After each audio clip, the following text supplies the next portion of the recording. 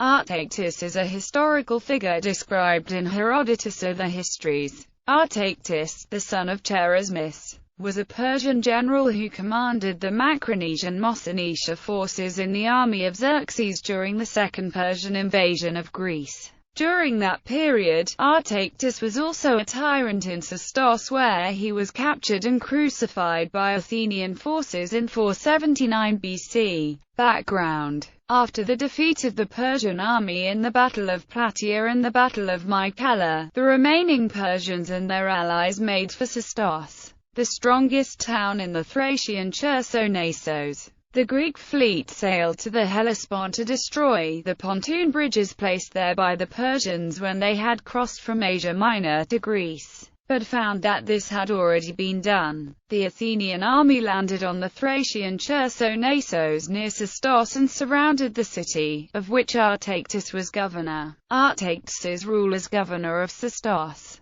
According to Herodotus, Artayctes' rule over the city-state of Sestos was a reign of terror. Originally, Sestos had been a Greek stronghold. Herodotus describes that when Artayctes was made governor of the city, he claimed all treasures present in the region, and desecrated many Greek places of worship. For example, Artayctes plundered the Sestos cemetery near Elaeus and built a Persian temple complex on top of it. The siege of Sestos. Herodotus describes that Artayctes was taken by surprise by the arrival of the Athenian military forces. By surrounding the city of Sestos, the Athenians had trapped Artayctes in his own capital, and with him the equipment needed to build a new pontoon bridge. After the siege had lasted several months, little progress in retaking the city had been made, and the Athenian soldiers became somewhat discontented. However, the Athenian officers were determined to take the city. The Athenian siege dragged on, but eventually, when the food ran out in the city, the Persians fled at night through the least guarded part of the city wall. The Athenians were thus able to take possession of the city the next day. Artayctes' death. According to Herodotus, the Athenian army was informed by the inhabitants of Sestos about the departure of the Persians.